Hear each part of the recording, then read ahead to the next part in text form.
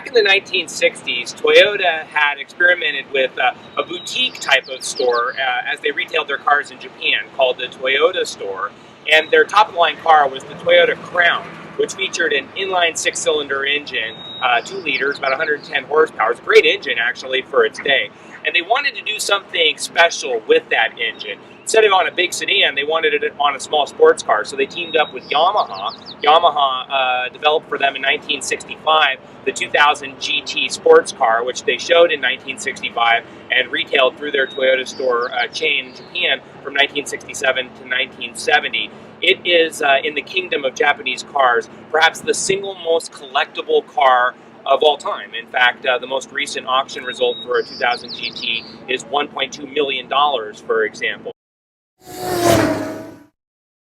Well, they still had this great engine, not giant horsepower, but practical horsepower, very reliable motor, just a great engine, and they needed something to do with it. So in the 70s, they had one sports car available in their lineup. It was the Celica, and so they put that 6-cylinder engine in it, put some spoilers, and did kind of a cool interior upgrade on that car, and they called it the Toyota Supra.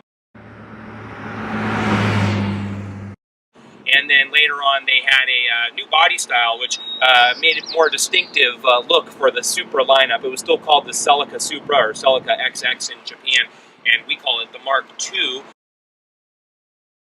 Still an inline 6-cylinder engine until 1986, when they came out with a totally different Supra, and it was its own car, and it had a different 3-liter engine, inline 6, and was available either in a 200 horsepower naturally aspirated or a 230 horsepower turbocharged model. And for us who grew up in the 80s, it was one of the signature cars of the entire decade. It was big and heavy, but it was so cool and well built and fast. And yes, there was a problem. They switched from asbestos head gaskets to copper head gaskets, and somehow, some way, they didn't realize you needed to torque them down differently, and it caused a lot of head gasket problems. And that car is somewhat maligned historically, but it's actually a really great car.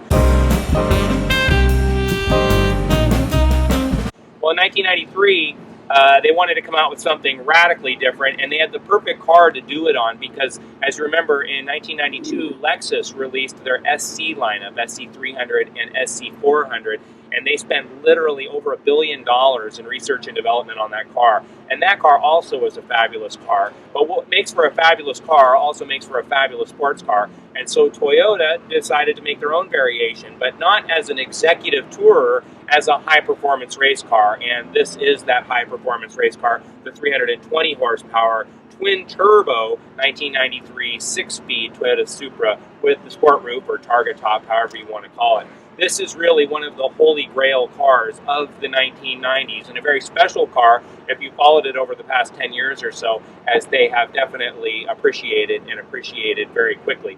I'm going to pop the hood on this particular car. We'll take a peek inside.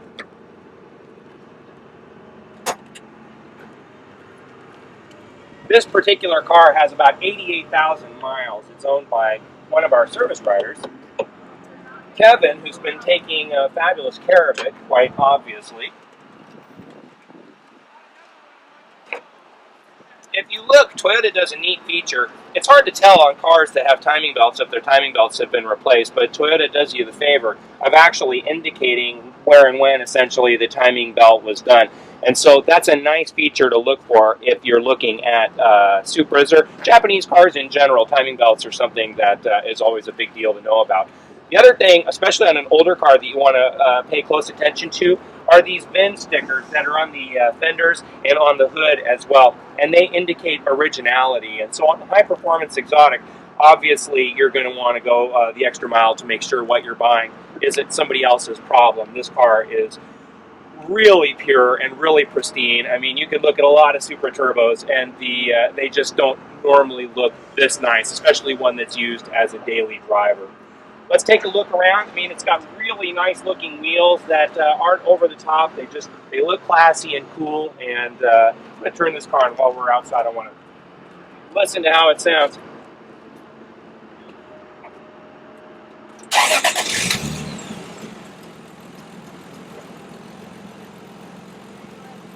Now, although this is a twin turbo, for most of the time that you're driving it, it's actually a single turbo. It gets 315 pound-feet of torque, but 300 of that is available as low as 1800 RPM thanks to the first turbocharger, which does all the heavy lifting.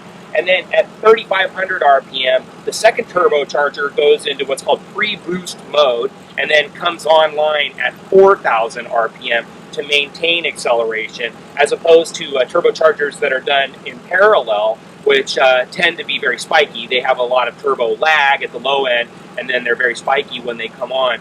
And this sequential setup is actually a dynamite setup. This car in its day is, it just simply blows everything else away. I mean, this is a car that goes 0 to 60 in 1993 in 4.6 seconds. I mean, that's like totally unheard of for its time.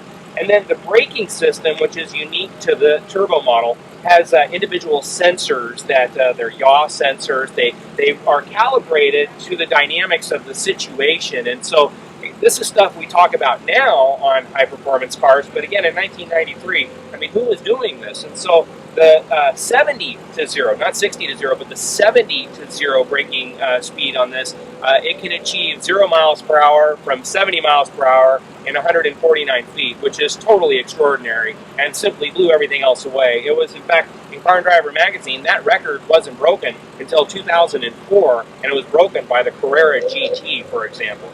Let's take a look around.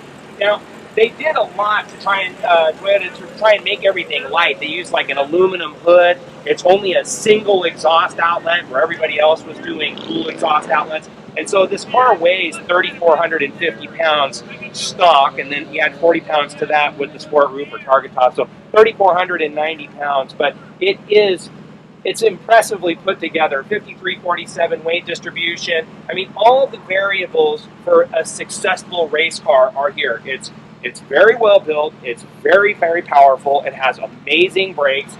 And everything is first class. And when you open and close stuff, it feels great.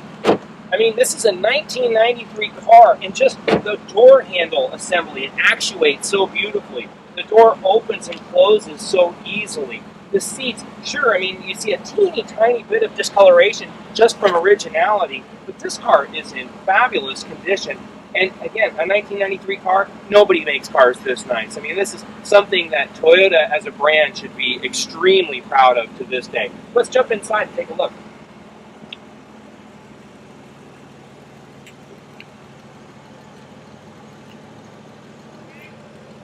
Now, the non-turbo models have a 5-speed transmission that's made by Toyota, but the turbocharger models have a 6-speed transmission that's made by the German transmission company Getrag. And so the transmission is actually, it's stronger, more durable.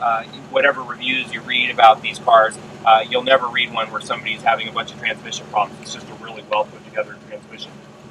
The layout on this car is dynamite. I complain all the time about how these modern cars try so hard to be over the top with buttons and dials and these centrally located actuation devices, and it's just ridiculous. This is what a high-performance car, this is what every car should look like inside. The gauges are simple, they're laid out normally, all the information is accessible, the steering column doesn't block anything, it has a tilt steering column, which is a nice feature, and then why do they not make cars with removable roofs anymore? I don't know. It's a feature that we need to bring back. I mean, I really hope that in the future that people are reminded of just how cool it is to have a target top. Everyone's doing retractable convertible tops these days. You don't necessarily need a convertible top. When summertime comes out, it's nice just to take the roof off the top part, and you have that coupe feel and that chassis strength and that cool look and everything, but with a targa roof as opposed to a full convertible. I don't understand why manufacturers have gotten away from that feature. It's a great feature that needs to definitely make a comeback. This particular car is a fabulous car in fabulous condition. It's worth a lot of money if it were ever to come onto the market. If you have any questions about this car, about Supras, or anything here at Infiniti of Kirkland, please don't hesitate to give me a call anytime. My name is Tunney. I'm the sales manager here at Infiniti of Kirkland. You can call me at 425-821-1400, or just drop me an email at joet@infinityofkirkland.com.